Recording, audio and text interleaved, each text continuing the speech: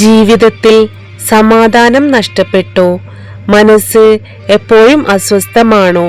എങ്കിൽ ഹൃദയം കൊണ്ട് ഈ വചനം ഒന്ന് ചൊല്ലി നോക്കൂ. സൂറത്തുൽ യാസീനിലെ 58-ാമത്തെ ആയത്ത്, സലാമുൻ ഖൗല മിൻ റബ്ബിർ റഹീം. ഇതിന്റെ അർത്ഥം കരുണാനിധിയായ രക്ഷിതാവിങ്കിൽ നിന്നുള്ള സലാം അവർക്കുണ്ടായിരിക്കും എന്നാണ്. പ്രയാസങ്ങൾ വരുമ്പോൾ തളരാതെ റബ്ബിന്റെ ഈ സ്നേഹവചനം ഉരുവിടുക. ഇത് കേവലം ഒരു വാക്കല്ല, നമ്മുടെ സങ്കടങ്ങൾക്കുള്ള മരുന്നാണ്. പടച്ചവൻ നമുക്ക് നൽകുന്ന സമാധാനത്തിന്റെ ഉറപ്പ്.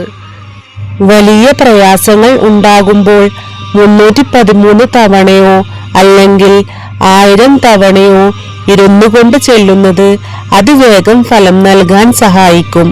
ഒരു ഗ്ലാസ് വെള്ളത്തിൽ 21 തവണ ഓതി മന്ത്രിച്ചു കുടിക്കുന്നത് ശരീരത്തിന് ഊർജവും രോഗശമനവും നൽകും.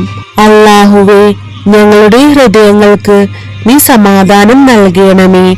ആമീൻ യാ റബ്ബൽ ആലമീൻ.